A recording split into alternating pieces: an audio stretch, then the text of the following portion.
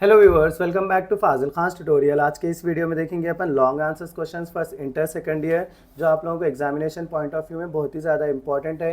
सो इस वीडियो में जो है मैं पूरे लॉन्ग आंसर्स क्वेश्चंस कवर कर दूंगा। आप लोग वीडियो के एंड तक बने रहिए। जो बच्चे पढ़ लिए वो लोग भी ये वीडियो को देखिए, क्योंकि इस वीडियो से क्या हो सकता है, आपको नॉलेज गेन कर सकते हैं। आप नॉलेज गेन कर दिए समझ जाओ आप लोग। अगर आप लोग कुछ पॉइंट्स भी भूल गए समझ जाओ, उनसे भी लिख सकते हैं। सो अपन देखेंगे फर्स्ट क्वेश्चन मेरा, describe the causes for low productivity in agriculture. क्या क्या कॉजेस है एग्रीकल्चर में लो प्रोडक्टिविटी होने के लिए। सो अपन देखेंगे इसका answer. Productivity is define as average production per hectare. Productivity किसको बोल रहे हैं अपन, कि अपन एक हेक्टेयर में जो है सो कितना प्रोडक्शन कर सकते हैं, उसको क्या बोल रहे हैं अपन, प्रोडक्टिविटी बोल रहे हैं। The causes for low productivity in agriculture can be categorise into general causes, institutional causes and technical causes.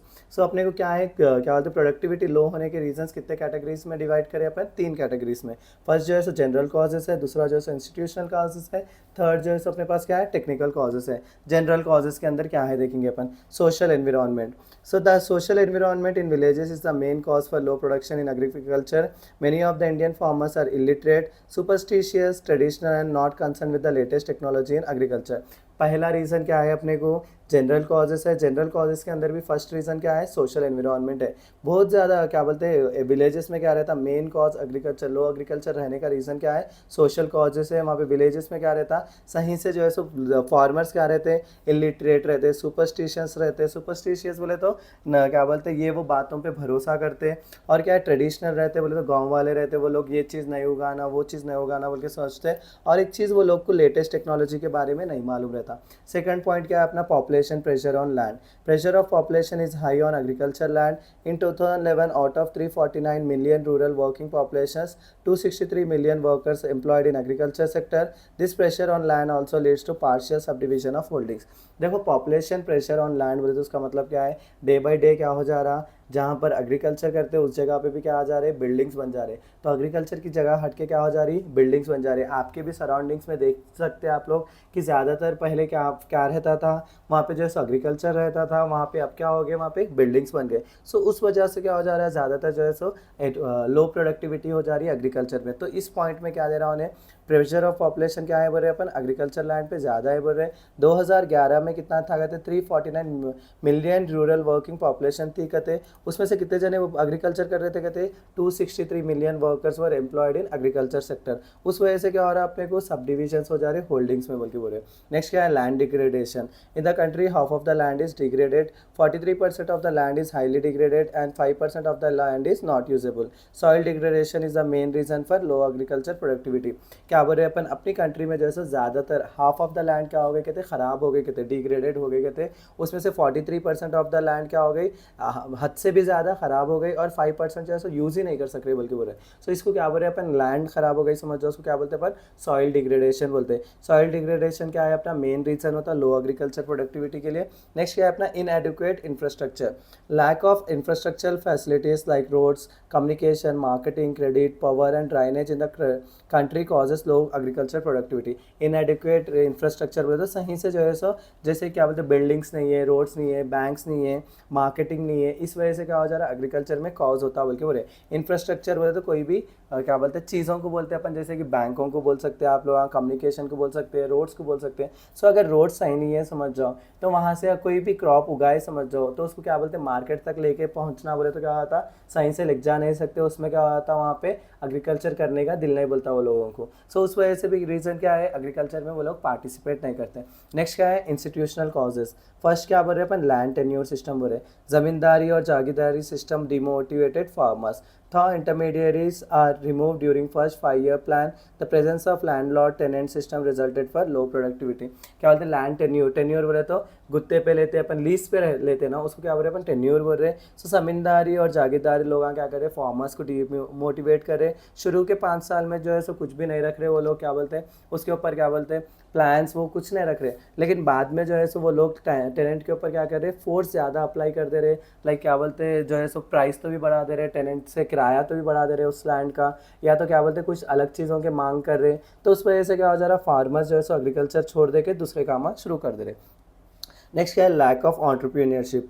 Agriculture sector in India lacks the entrepreneurship and competition in agriculture operation. Entrepreneurship बोले तो किसको बोल रहे हैं अपन, startups को बोल रहे हैं। तो फार्मर्स क्या रहते हैं, वो लोग को जो है सो स्टार्टअप एग्रीकल्चर पे करना इंटरेस्ट नहीं रहता, उस वजह से भी जो है सो क्या रह रहा है, लो एग्रीकल्चर हो जा रहा है अपने इंडिया में बोल के हो रहे हैं। Deficiency of investment, lack of investment is another reason for low productivity in agriculture sector.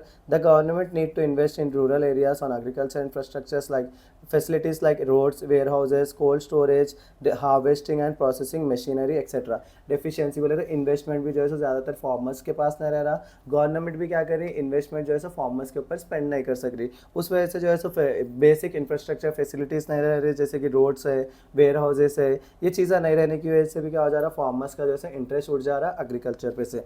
Next क्या है अपना टेक्निकल कॉजेस है, poor techniques of production. In India, farmers use old methods for agriculture production. They also use very limited fertilizers and high yielding varieties. तो क्या बोलते, पुराने लोग क्या करते थे, टेक्निक्स जो पुराने यूज़ कर रहे हैं वही उसको अपडेटेड नहीं कर रहे, उस वजह से भी जो है सो एग्रीकल्चर जो है सो ज़्यादा नहीं हो सक रहा और प्रोडक्टिविटी कम हो जा रही बल्कि बोल रहे हैं। नेक्स्ट है inadequate irrigation. In India in 2019 to 20 only 45% of the total cropped area has irrigation facilities. Thus the inadequate irrigation facilities, inadequate को आप लोग इम्प्रॉपर भी लिख सकते हैं, देखो जो बच्चों को जो है इनएडुकेट एक टफ वर्ड दिख रहा, वो लोग इम्प्रॉपर लगा सकते हैं। सो इरिगेशन बोले तो क्या है, पानी की फैसिलिटी सही नहीं रहने की वजह से भी क्या हो जा रहा, ज़्यादातर फार्मर्स का जो है इंटरेस्ट उठ जा रहा एग्रीकल्चर के ऊपर, क्योंकि पानी से ही जो है क्रॉप उगता, क्रॉप उगा तो ही जो है फार्मर्स अपना प्रोडक्शन अच्छे से कर सकते हैं। नेक्स्ट क्या है अपना environmental degradation. Various environmental factors such as soil erosion, soil degradation, floods, deforestation, water logging, global warming, ये सब चीज़ें क्या हो जा रहे हैं, फार्मर्स को जैसे डिमोटिवेट कर रहे हैं। डिमोटिवेट करने की वजह से क्या हो जा रहा है, वो लोग एग्रीकल्चर छोड़ के दूसरे बिजनेस कर ले रहे। ये था मेरा first most important question from economics second year. आप लोग अच्छे से प्रिफर करिए, ये आंसर डैम श्योर आपको एग्जामिनेशन पॉइंट ऑफ व्यू में आने वाला क्वेश्चन होता। नेक्स्ट जैसे अपन तेलंगाना इकोनॉमी का क्वेश्चन देखेंगे। ये briefly explain the development and welfare programs for the government of Telangana. Telangana के अंदर जो है सो जो भी डेवलपमेंट और वेलफेयर प्रोग्राम्स है उसके बारे में जिक्र करो बोल के, एक्सप्लेन करो बोल के बता रहा है question.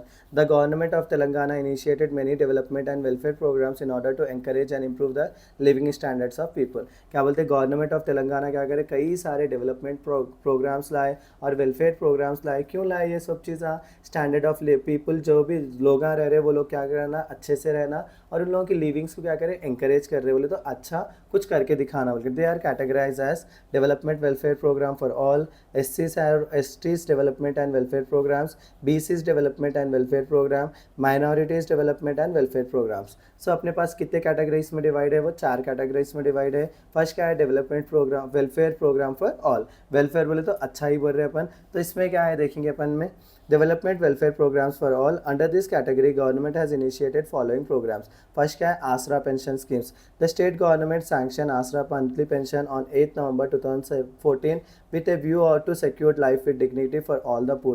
Under this scheme, government had decided to sanction rupees 2016 for old age and infirm people with HIV/AIDS, widows, waivers and toddy tappers, and rupees 3016 for physically and mentally handicapped. So state government क्या करे, आसरा pension निकाले। कब निकाले गए थे, 8 नवंबर 2014 को।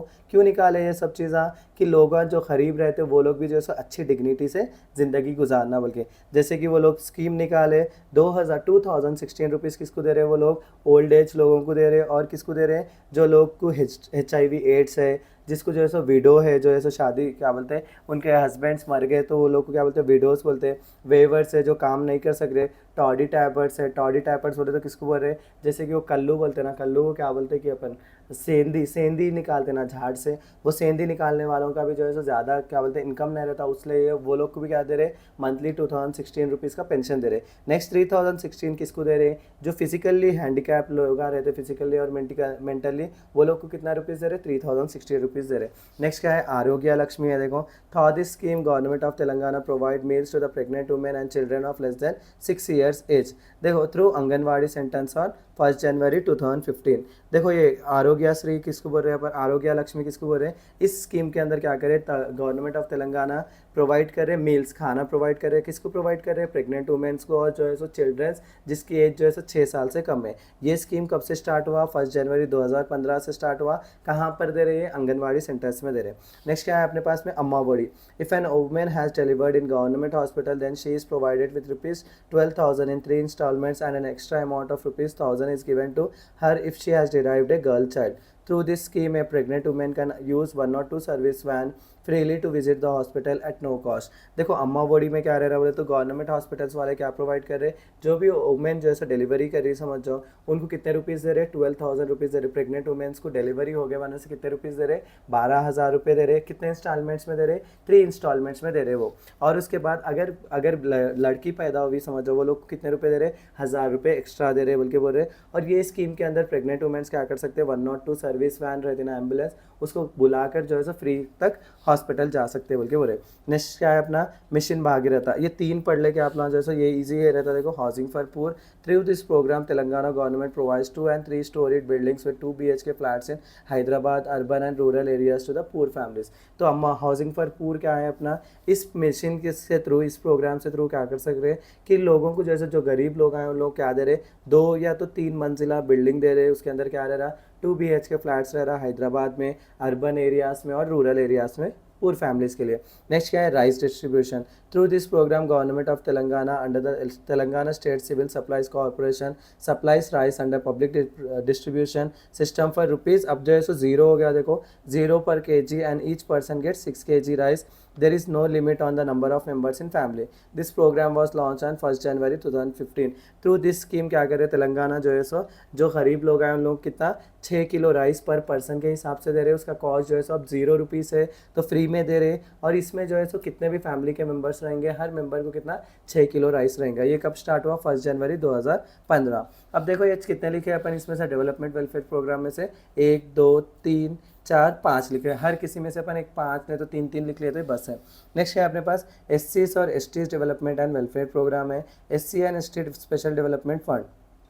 Under SC और ST special development fund STF Act 2017, Telangana government has created 2 budgets separately, namely SC Development Fund and ST Development Fund। देखो SC एंड ST स्पेशल डेवलपमेंट फंड बोले तो ये लोग को क्या कर रहे हैं, स्पेशल फंड दे रहे जो है सो 2 बजट्स में क्रिएट करे। एक जो है सो SC स्पेशल फंड बोल के करे और एक जो है सो ST स्पेशल डेवलपमेंट फंड बोल के करे।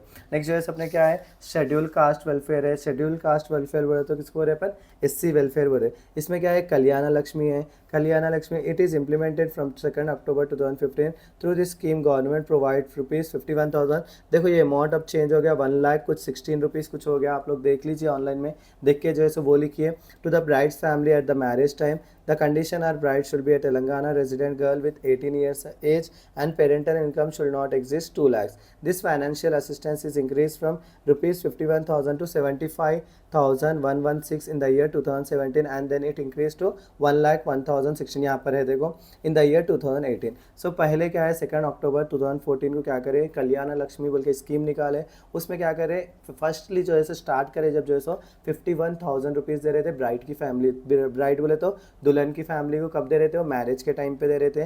वो कंडीशन क्या रहना था, वो बच्ची जिसकी भी शादी हो रही तेलंगाना रेजिडेंट गर्ल रहना था, उसकी एज कितनी रहना था, 18 रहना था। और जैसे पेरेंटल इनकम कितनी रहना, 2 लाख से ज़्यादा नहीं रहना बोल के बोले। उसके बाद में ये फाइनेंशियल असिस्टेंस कितना, 51,000 51,000 से कितना हुआ, 75,116 हुआ कब, 2017 में। अब जो है सो 1,01,016 रुपीज़ हुआ इन द ईयर क्या होता है 2018। 2025 तक भी जो है 1,01,16 रुपीज़ है।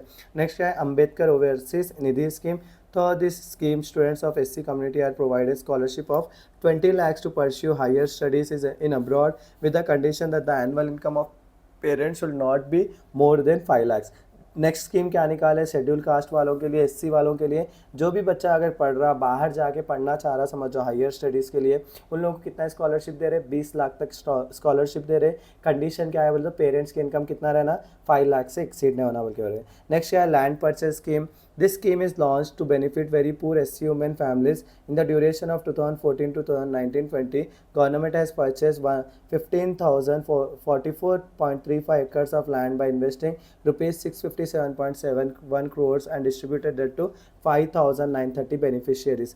क्या बोल के ये लैंड परचेस स्कीम क्या बता रहा बोले तो जो है जो भी गरीब वुमेन है समझो उन लोग क्या दे रहे लैंड खरीदने की पैसे दे सक रहे, जिसमें जो है 2014 से 2019 तक जो है 19-20 तक क्या करे गवर्नमेंट जो है 15,044 एकर्स लैंड खरीदे, जिसमें कितना पैसा लगाए गए थे 657.71 करोड़ लगाए और कितने लोगों को दिए वो 5,930 बेनिफिशियरीज को दिया। नेक्स्ट क्या है अपना शेड्यूल ट्राइब वेलफेयर होता। Following are some of the schemes introduced by Telangana for the development of schedule tribes.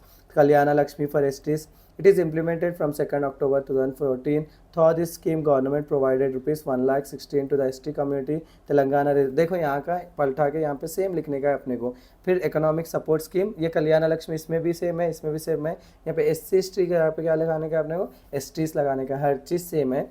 Next क्या है इकोनॉमिक सपोर्ट स्कीम। तो this scheme government supports tribal population financially in the areas of agriculture, horticulture, fisheries, minor irrigation and animal husbandry. Economic support schemes लगाए एसटीज़ के लिए, जो है जो भी लोग गरीब हैं उन लोगों को एग्रीकल्चर में हेल्प कर रहे हैं, हॉर्टिकल्चर में हेल्प कर रहे, फिशरीज़ का हेल्प कर रहे और माइनर इरिगेशन फैसिलिटीज़ को हेल्प कर रहे और एनिमल हस्बेंड्री को इम्प्रूव करने के लिए स्कीम दे रहे, पैसे दे रहे वो लोग को। नेक्स्ट क्या है अपना फॉरेस्ट राइट एक्ट होता है 2006 में। Through this act individuals titles were given to 93,494 tribal with the coverage of 3,92 acres of land. इसमें क्या कर रहे हैं अपन कि जैसा इंडिविजुअल्स को जैसा 93,494 ट्राइबल्स को कितना कवरेज लैंड लिए गए थे अपन 3,92 क्या बोलते हैं एकर्स का लैंड लिए बोल के बोले। अब जो है सो BCs डेवलपमेंट वेलफेयर प्रोग्राम होता। BCs में भी जो है सो कल्याण लक्ष्मी स्कीम है BCs के लिए, इसमें भी जो है सो ये पलटा के फिर से लिखने का है अपने को। Most backward class development cooperation निकाले। This scheme is introduce to enhance the social, educational and financial condition of Telangana people of most backward classes in BC community. For this, government has sanctioned rupees 1,000 crore in 2018 to 19 year and it is utilized by 13,361 people. देखो scheme निकाली government वाले की social, educational और financial conditions को तेलंगाना के लोगों को backward BC community रहते वो लोग को डेवलप करने के लिए। इसमें जो है सो 1,000 करोड़ इन्वेस्ट करें, सैंक्शन हुए थे पैसे और यूटिलाइज कितने जने करें 13,367 लोग करे बोल के बोले। Minorities Development and Welfare Program निकला। The government of Telangana has introduced following schemes to improve the socio-economic conditions of Muslim, Christians, Sikhs, Buddhists, Parsis and Jains। तो ये क्या है माइनॉरिटी वेलफेयर प्रोग्राम निकला। इसमें भी क्या कर रहे हैं बोले तो ये जैसे जो भी लोग इंडिया में माइनॉरिटी में है, जैसे कि मुस्लिम जो है माइनॉरिटी के अंदर आते हैं, क्रिश्चियन जो है माइनॉरिटी के अंदर आते हैं, ये सब के कंडीशंस को इम्प्रूव करने के लिए गवर्नमेंट स्कीम निकाली बोल के बोल रहे। So bank link subsidy scheme, this scheme is introduced for the purpose of minority communities to establish self-employment business by them। Bank link subsidy क्या कर रहे हैं ये स्कीम निकाले जिससे जैसे माइनॉरिटी कम्युनिटी क्या कर सक रहे हैं खुद का जो है सो बिजनेस स्टार्ट कर सक रहे हैं बोल के। नेक्स्ट क्या है training, employment and skill development. The minorities department provides training and enhance development skills and arranges self employment for the youth of minority through minority finance corporation. Training, employment and skill development निकाले, उसमें क्या कर रहे हैं बोले तो जो भी तेलंगाना के लोग हैं, यूथ है, उन लोग क्या कर रहे हैं ट्रेनिंग दे रहे, डेवलपमेंट स्किल्स करा रहे और सेल्फ एम्प्लॉयमेंट कर लेने की ताकत दे रहे बोल के बोल रहे अपन। नेक्स्ट क्या है शादी मुबारक स्कीम है। शादी मुबारक, कल्याण लक्ष्मी, ये सब चीज़ें क्या है सेम है, पलटा के आप क्या करना है यहाँ पे नाम बदल दे रहे। इसमें भी जो है सो कितने रुपये दे रहे 1,116 रुपीज़ दे रहे। मैरिज के टाइम पे कंडीशन सेम रहना, तेलंगाना की बच्ची रहना और जो है सो उसके पेरेंट्स की इनकम जो है सो 2 लाख, ये लिखना आप लोग आंसर बड़ा होता सब में। जस्ट क्या करना है यहाँ पे SC के लिए लिखना या ST के लिए लिखना या BC के लिए लिखना, यहाँ पे क्या लिखना शादी मुबारक बोल के लिखना, माइनॉरिटी के लिए लिखना। इतना आप कर लिए तो आप लोग बहुत हो जाता है। ये क्वेश्चन में से थोड़ा बड़ा आंसर है, लेकिन जो है सो आप लोग एक बार साइड हेडिंग्स और एक बार मेरा 1 से 2 बार मेरा वीडियो देख लिए, समझ जाओ आप इजीली ओन से लिख सकते। देखिए और ये मशीन बग रहा था, एक मिस हो जा रहा मेरे दिल को जो है सो क्योंकि बेचैनी हो रही, वो क्यों मिस कर रहा हूँ बल्कि वो भी बता दे रहा हूँ देखो आप लोगों को। The main aim of this program is to facilitate safe drinking water facility to Telangana people through underground pipelines to their homes by supplying water from Krishna and Godavari rivers. ये क्या प्रोग्राम में क्या कर रहे हैं, ये प्रोग्राम का मेन एम क्या है, हर किसी को क्या आना सेफ ड्रिंकिंग वाटर फैसिलिटी रहना लोगों को। तो इसमें क्या कर रहे हैं पाइपलाइंस, अंडरग्राउंड पाइपलाइंस दे रहे हैं हर किसी के घर तक वाटर उत्तर पहुंचना कृष्णा और गोदावरी रिवर का बोल के बोल रहे हैं अपन। नेक्स्ट जो है अपना थर्ड क्वेश्चन है मोस्ट इंपॉर्टेंट अपना ये होता analyze critically the characteristics of developing economics with special reference. क्या बोलते हैं क्रिटिकल कैरेक्टरिस्टिक्स क्या रहते हैं डेवलपिंग कंट्रीज से इंडिया को रिफर करके बोल के बोल रहा हूँ क्वेश्चन में। In generally all those countries with per capita income less than 25% of the limited state levels are included under developed countries. This are called developing countries और लो इनकम कंट्रीज। जो है सो क्या जो भी कंट्रीज का income क्या बोलते हैं पर कैपिटा इनकम 25% कम है उसके स्टेट लेवल से समझ जाओ उसको क्या बोल रहे हैं वो कंट्री को क्या बोल रहे हैं अपन अंडर डेवलप कंट्रीज बोल रहे हैं। ये कंट्रीज को और एक नाम क्या दे रहे हैं अपन डेवलपिंग कंट्रीज बोल रहे हैं या तो लो इनकम कंट्रीज बोल रहे हैं। सो क्या क्या चीज़ें जो है सो इंक्लूड होते हैं लो डेवलपिंग कंट्रीज़ के वो देखेंगे अपन। फर्स्ट चीज़ क्या है लो पावर का पर कैपिटा इनकम। ये कंट्रीज़ के अंदर क्या रहता लो पर कैपिटा इनकम रहता। पॉवर्टी रिफ्लेक्ट्स इन लो जीएनपी पर कैपिटा। कौन सी चीज़ गरीबी जो है सो किस में रिफ्लेक्ट होती कहते हैं लो जीएनपी पर कैपिटा में होती कहते हैं। Poverty is considered as an absolute poverty which is measured by considering low income along with mal nutrition poor health clothing shelter and lack of education. All this factors result in low living standards of the people. देखो poverty किसको बोल रहे हैं अपन एक absolute poverty बोल रहे हैं उसका मतलब क्या है बोले तो लो इनकम के साथ साथ लोगों के जो है सो माल न्यूट्रिशन तबीयत ख़राब रहना पूर हेल्थ रहना क्लोथिंग सही से नहीं रहना शेल्टर नहीं रहना पढ़ाई नहीं रहना ये सब चीज़ों को क्या बोल रहे हैं अपन एब्सोल्यूट पॉवर्टी बोल रहे हैं। ये चीज़ें क्या रह रहे हैं लो लिविंग स्टैंडर्ड्स बन जा रहा है पीपल का उसके लिए क्या रह रहा है लो क्या बोलते हैं डेवलपिंग कंट्री बोल रहे हैं अपने को। नेक्स्ट क्या है predominance of agriculture. Agriculture is majorly unproductive and it is engaged by 2/3 or more of the population in developing countries. In India, workforce engaged in agriculture sector is 42.7% and it contributed 16.5% national income in 19 to 20। सो अपन क्या बोल रहे हैं agriculture जो है सो majorly unproductive रहता जो countries जो है सो अंडर डेवलप रहे और क्या बोलते हैं अपने इंडिया का जो है सो 2/3 ऑफ द पॉपुलेशन क्या कर रहा जो है सो एग्रीकल्चर कर रहा उसके अंदर वर्कफोर्स कितना है 42.7% है बोल रहे और वो कितना कंट्रीब्यूट कर रहा है अपने नेशनल इनकम में 16.75% इंक्लूड कर रहा बोल के लिख रहे अपन इतना भी लिखे तो बस है। नेक्स्ट क्या है कैपिटल डिफिशियंसी वहाँ पे भी पढ़े थे अपन। So developing countries are decide as capital poor और low saving and low investing economics. If the country has low level of income it results in low level of saving and thereby gives rise to low level of capital formation. क्या बोलते हैं developing countries के अंदर क्या रहता कहते हैं capital पूर तो भी रहता या लो सेविंग और लो इन्वेस्टिंग इकोनॉमिक्स रहता। उसके अंदर जो है सो सबका इनकम क्या रहता लो लेवल पे रहता उस वजह से जो है सो लो लेवल सेविंग्स होते हैं उसी वजह से क्या होता low level of capital formation बनता बोल के बोले। नेक्स्ट क्या है technological backwardness. The lack of capital abstracts the process of removing old techniques and setup of new techniques. This result in the technological backwardness and it is the main reason to get low productivity India. So अब technological backwardness जो अपन क्या बोलते हैं लो productivity में पढ़ रहे हैं वही चीज़ सेम यहाँ पे लिख दिए तो क्या होता है अपने को ये आंसर ये पॉइंट बन जाते हैं। नेक्स्ट क्या है inadequate infrastructure facilities. Some of the infrastructure facilities ये भी जो है सेम चीज़ आप लो प्रोडक्टिविटी में जो लिखते हैं वही लिख सकते हैं। इसके अंदर क्या आ रहा है बैंकिंग एजुकेशन पब्लिक हेल्थ ये सब फैक्टर्स है जिससे जो है एग्रीकल्चर इंडस्ट्री और सर्विस सेक्टर्स क्या हो जा रहे कम हो जा रहे बोल के बोल रहे अपन। नेक्स्ट क्या है अपना फिफ्थ हो गया अपने को कोई जो है 12 रीजंस पढ़ेंगे अपन बस है। Demographic features most of the developing countries possess some features as follows। High population growth rate रहता हाई बर्थ रहता बल्कि बोल रहे high but declining death rate रहता high percentage of children in population रहता शॉर्टर लाइफ एक्सपेक्टेंसी रहती इतने भी लिखे तो बस है आप लोग। नेक्स्ट क्या है high rate of illiteracy. Developing countries में क्या रहता ज़्यादातर लोग जो है सो इलिटरेट रहते हैं बल्कि बोले the illiteracy rate is very high in many under developed countries. In India illiteracy rate is more in females than in males according to इतना लिखे तो बस है। नेक्स्ट क्या है एडुअलिस्टिक ये नको अंडर डेवलप्ड नेचुरल रिसोर्सेज ले लो अपना। In most of the underdeveloped countries, natural resources are either not utilized or overutilized or misutilized because of various factors like inaccessibility, lack of technical knowledge, lack of capital and small extent of market. Most of the under developed countries क्या रहते कहते हैं वो लोग natural resources सही से use नहीं करते या तो ओवर यूटिलाइज़ कर लेते या तो मिस यूटिलाइज़ कर लेते। क्यों बोले तो वो लोग को एक्सेसिबिलिटी नहीं रहने की वजह से या तो टेक्निकल नॉलेज सही से नहीं रहने की वजह से या तो कैपिटल सही से नहीं रहने से या तो मार्केट का जो है सो बहुत ही कम छोटी मार्केट रहने की वजह से। नेक्स्ट क्या है lack of entrepreneurship. Lack of entrepreneurship जो वहाँ पर पढ़ रहे हैं सेम चीज़ आप लोग यहाँ पर भी लिख सकते हैं। नेक्स्ट क्या है अनएम्प्लॉयमेंट एंड डिस्गाइज अनएम्प्लॉयमेंट। जो है सो जो कंट्रीज अंडर डेवलप रहते हैं वो कंट्रीज़ का क्या रहता है एम्प्लॉयमेंट सही से नहीं रहता बल्कि बोले most of the under developed countries are facing open unemployment and disguise unemployment. Urbanization and lack of education are the main causes of unemployment. Next क्या है अपना social institution. Social institutions are not helpful for the economic development in developing countries. Indians are not developing scientifically as they are conservative, superstitious and they believe in customs and traditions. Social institutions किसको बोल रहे हैं अपने बहुत सारे countries में क्या रहता है सोशल इंस्टीट्यूशंस जो है सो हेल्पफुल ना रहते, वो लोग जो है सो इकोनॉमिक डेवलपमेंट नहीं करते बोल के बोल रहे हैं। इंडिया में जो है सो लोग क्या करते हैं अपने आप को साइंटिफिकली डेवलपिंग नहीं करके क्या करते हैं वो लोग कस्टम्स और ट्रेडिशंस में जाते हैं और कई सारे फैमिलीज क्या रहते हैं कंजर्वेटिव रहते हैं बोल के बोल रहे। ये थे मेरे 3 मोस्ट इंपॉर्टेंट क्वेश्चन। इसके बाद और एक क्वेश्चन दे रहा हूँ मैं जो है सो वो भी आप लोग रिफर करिए, एक बार सुन लीजिए। एक क्या बोलते हैं जब समटाइम्स क्वेश्चन ऊपर नीचे हुए तो भी आपको वो क्वेश्चन चॉइस में रहता है बोल के बोल रहा हूँ मैं।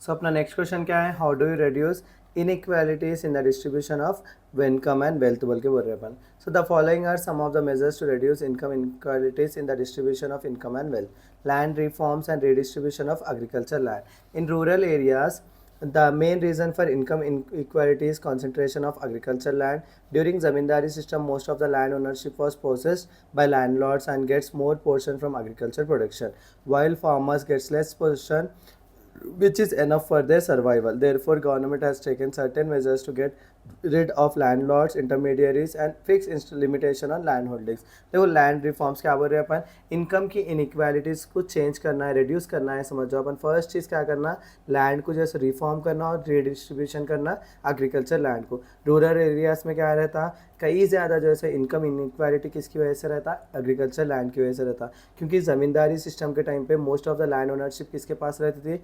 लैंडलॉर्ड्स के पास रहती थी। उसीलिए जो है सो एग्रीकल्चर का प्रोडक्शन क्या रहता था, ज़्यादा प्रोडक्शन जो है सो लैंडलॉर्ड के पास रहता था। फार्मर्स के पास क्या रहता था, कम प्रोडक्शन रहता था। उस जितना प्रोडक्शन उन लोगों के पास कम लेस पोर्शन रहता था प्रोडक्शन का, उसकी वजह से जितना वो लोग क्या बोलते ज़िंदगी गुजारने के होना पड़ता था उतना ही जो है सो लोगों के पास रहता था। सो ये चीज़ को क्या करना, गवर्नमेंट सही करना बोल के बोल रहे हैं अपन। और गवर्नमेंट कुछ मेजर्स भी ली, जैसे कि लैंडलॉर्ड्स को हटाने की कोशिश करी, जो भी इंटरमीडिएरीज रह रहे उसको हटा दे रही, फिक्स लिमिटेशन लगा रहे लैंड होल्डिंग्स के ऊपर, control over monopolies and restrictive trade practices. In order to remove income inequalities, it is important to have control over monopolies. Since independence, government has taken no initiative to remove monopolies. In 1969, the monopolies and restrictive trade practices were passed. Today, in industrial sector, due to increase in liberalization, trends in monopoly are strengthened and economic disparities are increasing. क्या बोल रहे हैं next जो है सो अपने क्या है, मोनोपॉलीज। मोनोपॉली किसको बोल रहे हैं, सिंगल कोई भी चीज़ का सिंगल सेलर रहा समझो उसको मोनोपॉली बोलते हैं। और रेस्ट्रिक्टिव ट्रेड प्रैक्टिस बोले तो ट्रेड करते हुए, ट्रेड किसको बोल रहे हैं अपन, लेन देन करते वक्त में कोई रुकावट आ रहा है समझो उसको रिमूव करना। सो अगर ये मोनोपॉलीज को हटा दिए समझो इंडिया में, तो क्या होता अपने को इंडियंस को जो है सो ज़्यादा फायदा होता, कोई भी लोग जो है सो वो सेल कर सकते सामान को, और जो है सो ट्रेड प्रैक्टिसेस को रोके समझो, रेस्ट्रिक्शन करे समझो, ट्रेड प्रैक्टिस के जो रेस्ट्रिक्शंस रहते हैं उसको रिमूव करे समझो, तभी भी जो है सो क्या होता, जो लोग के पास इनकम कम रह रहा वो लोग को भी जो है सो फ़ायदा होता बोल के बोले। नेक्स्ट क्या है, employment and wage policies. Employment and wage policies बोले तो the government of India has developed several employment programmes to ensure equal distribution of income and wealth. Some of the programmes include the integrated rural development programme, the national rural employment programme and the rural landless employment guarantee programme. So ये programmes क्यों निकाल रहे हो, जो भी veg policies रहते हैं या एम्प्लॉयमेंट कर रहे, सैलरी कर रहे समझो, तो वो लोग भी जो है सो बराबर सैलरी में पैसे मिलना, जितना काम कर रहे उतना पैसे देना बोल के। सो उसके लिए जो है सो कई सारे रूरल डेवलपमेंट प्रोग्राम्स बनाए। सो उसके नाम में पढ़ा था अभी। नेक्स्ट क्या है, सोशल सिक्योरिटी मेजर्स है। Even though there is no complete social security system in the country, there are some social security measures which assist employees in the organized sectors. For instance, the Workmen Compensation Act helps the employees to acquire compensation if they get injured or disabled during the work. देखो social security measures अपनी country में उतने ज़्यादा नहीं है, लेकिन फिर भी थोड़े बहुत जो है सो सोशल सिक्योरिटी मेजर्स लगाए एम्प्लॉयज़ के लिए। जैसे कि कोई एम्प्लॉय जो है सो क्या बोलते हैं, उसने क्या बोलते हैं वर्क करते वक्त में घायल हो गया, या क्या बोलते हैं उन्हें जो है सो उसकी तबीयत ख़राब हो गई, उस टाइम पे उन्हें 1 हफ्ता छुट्टी लिया भी समझ जाओ, तो उसका पेमेंट क्या करना, उसको देना बोल के बोल रहे हैं। ये एक सोशल सिक्योरिटी मेजर है। Minimum needs program. In earliest 1970s the economist have propose the minimum needs program in developing countries from 6th 5-year plan. The government has provided free services to those people who are below poverty line and thereby improve the productivity efficiency of both the rural and urban workers. Minimum need program 1970 में start करे थे। Economics क्या propose करे, minimum need program propose करे developing countries के लिए। From 6 5 year plan में क्या करे बोले तो सबको जो है सो फ्री सर्विसेज प्रोवाइड करे जो लोग बिलो पॉवर्टी लाइन में रहे। जब नेक्स्ट क्या है, program for the uplift of the rural poor. The government has developed various programs for the purpose of increasing the income level of the poor section of the society. These programs क्या है कहते हैं, special area development program है, works program for the generation of supplementary employment opportunities, resource and income development programs for the rural poor. Next है अपना, the Indian tax system is design with an aim of preventing concentration of wealth in few hands. ये थे अपने जो है sir 4 most important question economics के लिए। आप लोग देखिए, मैं इतनी मेहनत करके आप लोगों के लिए वीडियोस बना रहा हूँ, आपका ही फ़र्ज़ बनता है मेरे वीडियो को लाइक करिए, कमेंट करिए कैसा मैं वीडियो बनाया और आपको कितना समझ में आया, और एग्ज़ाम लिखे बाद में से आकर मुझे बताइए कि एग्ज़ाम में आपको कितने मार्क्स हैं। ऐसा करने से क्या रहता है, अपने बीच में कनेक्शन बनता, कनेक्शन बना तो जो है सो आप लोग मुझे मेरे बातें समझ सकते हैं और जो है सो आप लोग ईजिली क्या बोलते हैं, आप लोगों को अंडरस्टैंडिंग आएंगी। सो इसी के साथ मेरा आज का वीडियो मैं यहीं ख़त्म करता हूँ। Please do like share and subscribe to Fazil Khan tutorial.